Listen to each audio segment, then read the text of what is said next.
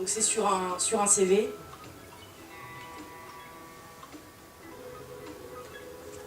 Il faut être très novateur sur le code de livre.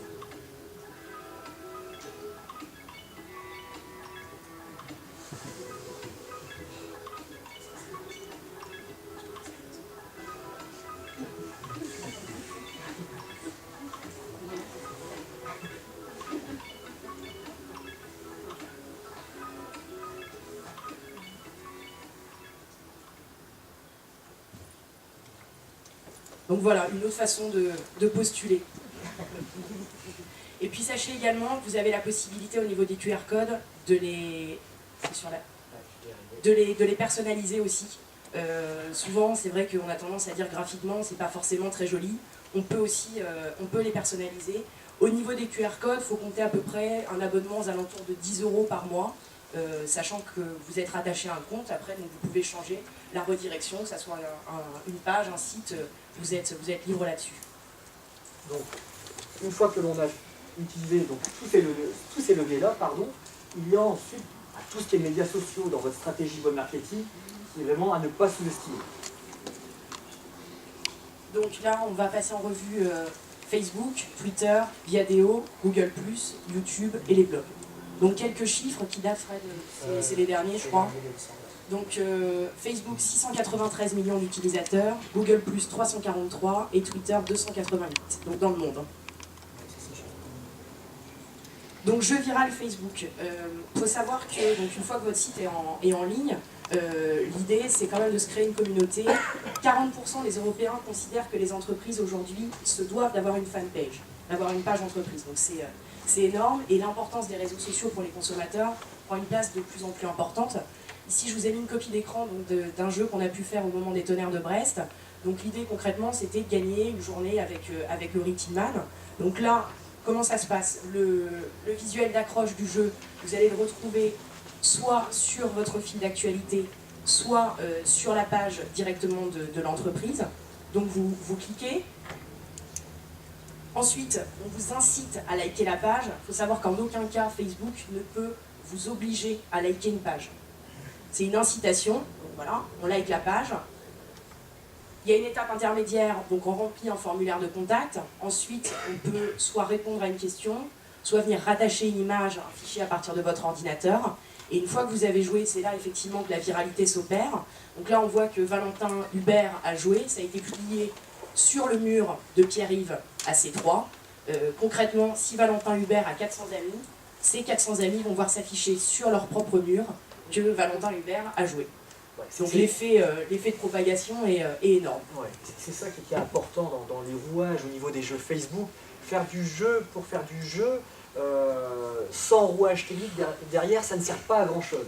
Ce qui est important, nous, dans l'outil que l'on a mis en place, c'est cette faculté à inscrire que l'on a joué sur la page de tous ses amis. Et effectivement, on a des super retours. Bon, tout à l'heure, on voyait Laurie Tillman. Le problème, c'est qu'il ne faut pas trop cibler non plus Laurie Tillman. On s'est rendu compte que c'était les joueurs, c'était principalement des hommes. Une femme, elle est passée l'après-midi avec Laurie Tillman. Bon. Mais... et au même moment, on avait un jeu Ecomian, c'était pour gagner un mois du coup de nourriture.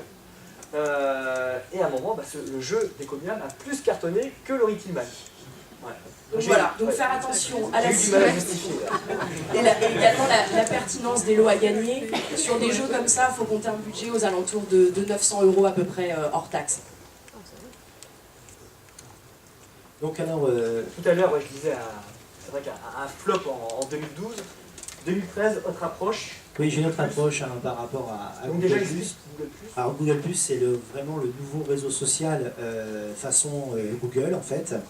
A été lancé en 2011, a commencé, mais vraiment en 2012 à être vraiment beaucoup plus ouvert.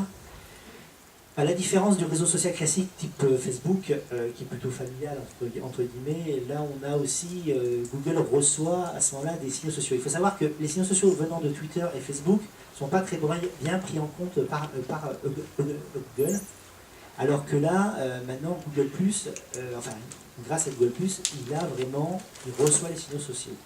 Et donc, c'est comme un peu la réponse tout à l'heure par rapport à la mise à jour. Il est clair que si Google reçoit des signaux sociaux venant de votre site, il va dire ah, ce site marche, ce site est mis à jour, ce site a des utilisateurs qui sont actifs, donc je vais aussi plus le mettre en valeur par rapport à un site qui est complètement, qui disparaît en fait, qui n'est pas actif sur les réseaux sociaux.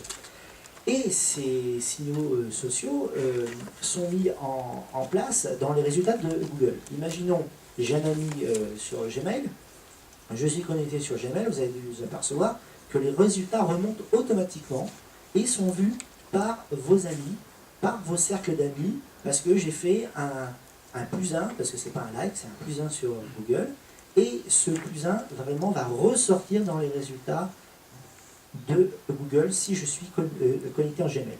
Maintenant, est-ce qu'il y a vraiment un impact hors connexion? Je ne sais pas.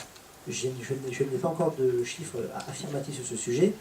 Je pense que oui, mais je ne vais pas vous dire. Sur vos sites internet, pour être certain de ne pas louper une bonne perspective au niveau du référencement, voilà, tout simplement mettez le +1, le petit widget du coup, de Google+, et tout ira bien. Il vaut mieux anticiper. Voilà. Et par rapport à votre page Google+, vous aurez automatiquement aussi le référencement d'auteur. C'est-à-dire qu'il suffira aussi de voir, et ça vous devez le voir aussi dans quelques résultats, vous avez la photo de la personne qui est juste à côté de l'article qu'il a créé, qu'il a écrit. Et ça, c'est ce qu'on appelle l'auteur rank. Et en même temps, c'est beaucoup plus visuel. C'est-à-dire qu'en plus, on voit la personne qui ressort, ça peut être aussi un ami, un collègue, etc. Et vous allez automatiquement plus cliquer. Ben, c'est clair, vous allez le faire. Donc ça, c'est le référencement d'auteur rank.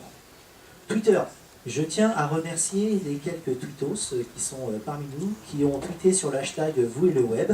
Il y en a quelques-uns dans la salle, je les ai suivis, donc je les remercie. Donc si vous voulez, hashtag ou maintenant mot dièse, il faut dire, pas en français. Donc c'est vous et le web, hashtag vous et le web, et merci pour les quelques tweetos que j'ai reçus et quelques tweets que j'ai reçus sur ce sujet. Donc, par rapport Twitter, donc il faut créer aussi sa communauté sur Twitter. Twitter est un média aussi très réactif, il faut créer sa communauté. Et on a des systèmes aujourd'hui qui nous permettent d'attirer des followers. Pareil, un peu moins évident à prendre en main, mais on sait qui nous suit, ce qu'on va suivre automatiquement, et on va pouvoir gérer aussi le côté, sur le prochain slide on le voit mieux, de dire voilà, je veux quelques mots-clés, et je vais cibler vraiment les followers, en fait les futurs abonnés que je vais avoir. Je vais m'abonner parce que le système de Twitter c'est je m'abonne, tu t'abonnes, et là on va en fait dynamiser ce processus-là en choisissant bien les mots-clés exacts de votre savoir-faire, de votre produit ou d'une origine. C'est l'outil idéal du coup pour créer une communauté rapidement avec une approche, on va dire, un tout petit peu commerciale. Forcément, l'idéal c'est de créer sa propre communauté en allant manuellement, mais c'est très chronophage, on l'a vu. Donc voilà le type d'outil que l'on va utiliser maintenant. Et voilà, nous, ces outils-là, ils tournent en permanence du coup, ici en fonction du coup, de nos clients, et on va aller du coup essayer de faire grossir comme ça nos communautés. On est obligé du coup d'industrialiser parce que les marques françaises ont pris beaucoup de retard du coup sur Twitter, donc on est obligé de passer par des outils, bon, entre guillemets, un tout petit peu bourrin. Ce n'est pas de l'achat. Je précise. Non, c'est pas de l'achat. Ce n'est pas de l'achat. Mais voilà, du coup, ça fonctionne bien. Oui. Selon un résultat, dernièrement sur... Secret défense. Non, ça s'appelle Tweetaler. Phase 5, du coup, la mobilité. Donc, on a vu donc, tout ce qui était médias sociaux, du coup, en phase 4. Un des derniers pans, du coup, pour mettre en place une bonne stratégie web marketing en 2013, là, voilà, c'est tout ce qui est mobilité. Donc voilà, on va regarder un tout petit peu le panorama, voir quelques chiffres. Alors, web app ou application native, donc ça c'est pas facile non plus à comprendre, on va essayer du coup de vulgariser tout ça avec Alexandre. Ensuite, le référencement d'application, parce que c'est très bien d'avoir une application, mais à un moment, il faut qu'elle soit visible, donc c'est tout ce qui est App Store notamment, et on verra aussi tout ce qui est campagne de push, SMS, MMS, pardon, les notifications avec Fiona. Alors, Alexandre, les chiffres. Oui, donc en France, on l'a dit tout à l'heure, 18 millions de mobinautes. Au niveau de la répartition, c'est pas une grande surprise. Il y a à 85%, c'est du iOS et du Android. Donc, iOS, iPhone. C'est iPhone, d'accord? C'est le système d'exploitation, du coup, tournant sur l'iPhone.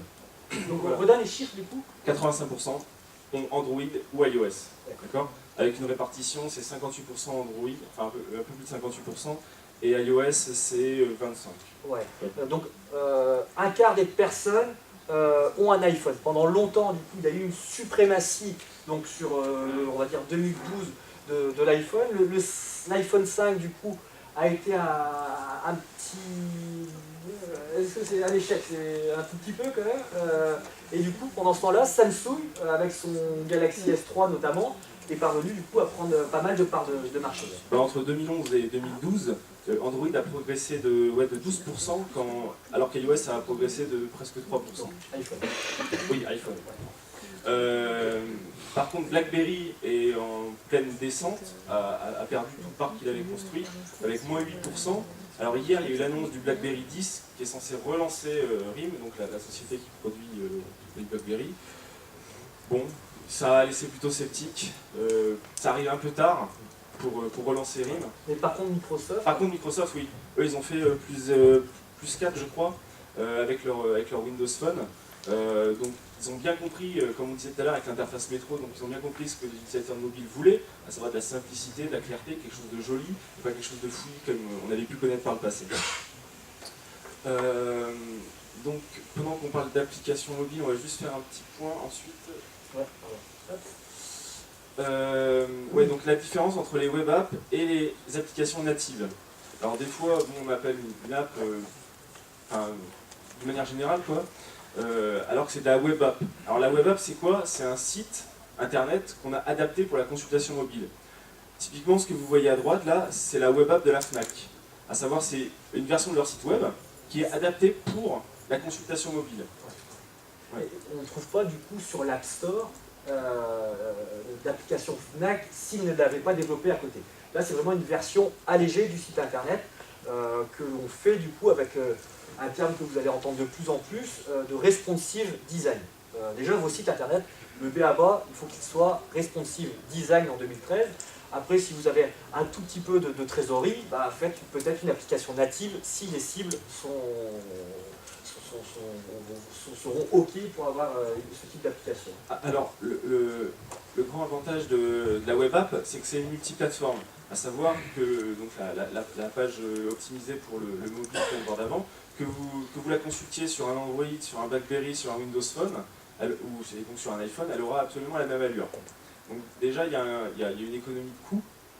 C'est nettement moins cher de faire une web app, parce qu'avec une application dite native, il en faut pour l'Android Market, pour Android, pour iPhone, pour BlackBerry, tout ça. Donc c'est forcément coûteux de développer tout ça. Et surtout, c'est du HTML, donc c'est une technologie qui est maintenant